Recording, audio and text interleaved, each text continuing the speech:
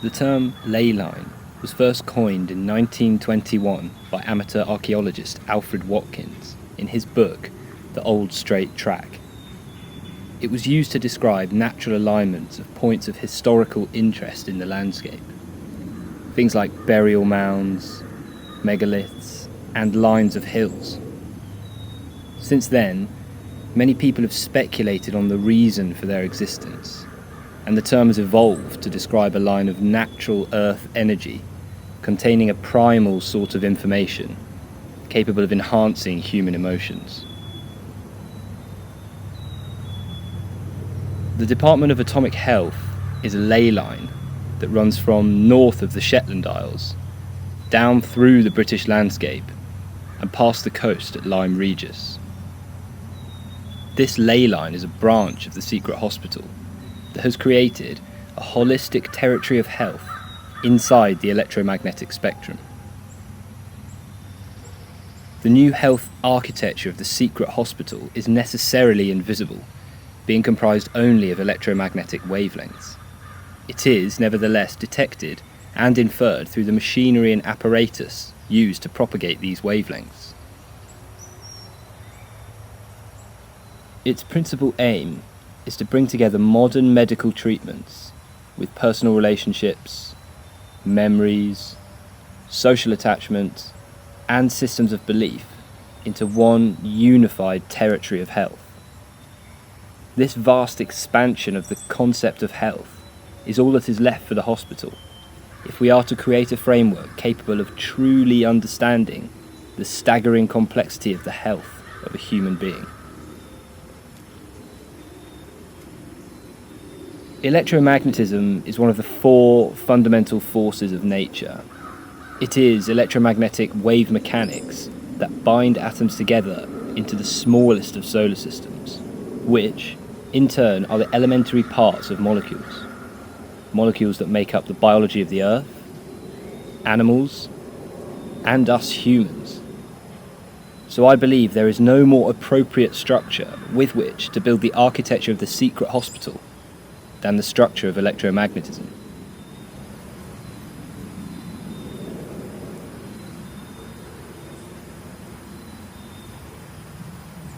The first intervention of the department is in the X-ray portion of the spectrum.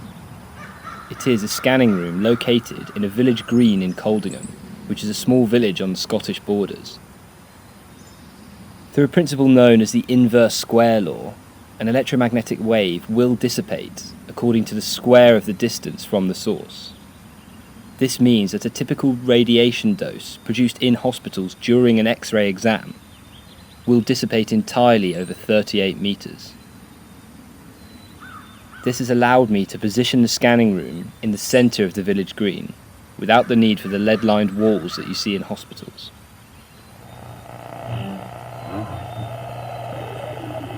Rapid communications uses the microwaves portion of the spectrum. Due to their high frequency, microwaves are very appropriate for transmitting large quantities of data over long distances.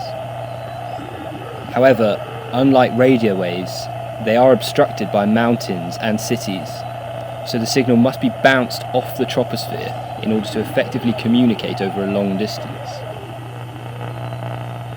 5 transmitting and receiving stations have been positioned for maximum coverage across the British Isles. This enables doctors to upgrade their paging devices to larger screens, showing vastly more data reliably and quickly, perhaps even enabling totally remote diagnosis. Light wash uses the ultraviolet portion of the spectrum, just above visible light. By adding a series of specially adapted light fixtures, a hospital can use the time overnight, when the lights are normally off, to sterilise entire rooms and corridors effectively, using only the germicidal quality of ultraviolet light. The Live Information Archive uses a network of 4 Wi-Fi enabled weather balloons to broadcast a wireless internet signal to all parts of the UK, enabling access to a wealth of healthy information online, cooking recipes, playing Second Life, and of course totally remote GP checkups. The department includes all forms of visible light as a component of the secret hospital.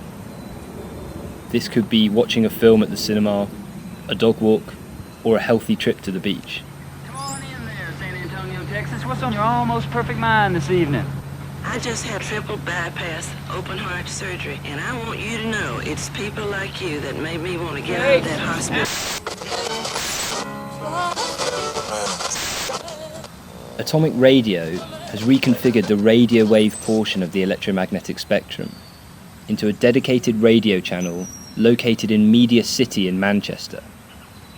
Containing 5 public speaking slots across the day, it combines the positive effects experienced when listening to radio with the therapeutic benefits of talking. In the gamma ray portion of the spectrum, which is the highest known frequency in the electromagnetic spectrum, we have a proton beam therapy room located in Shapwick Heath, near Glastonbury. The existing bridleway, adapted signage, and lines in the ground created by walking lead you towards a gap in the fence to hang your coat on, and an area to leave your belongings before walking the path past the cyclotron.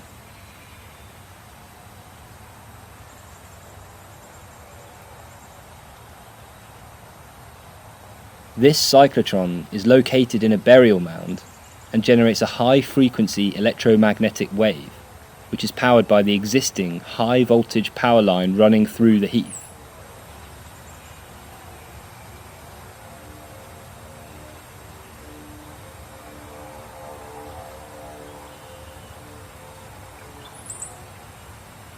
The wave is then delivered to the gantry unit nearby for treatment via the beam delivery system.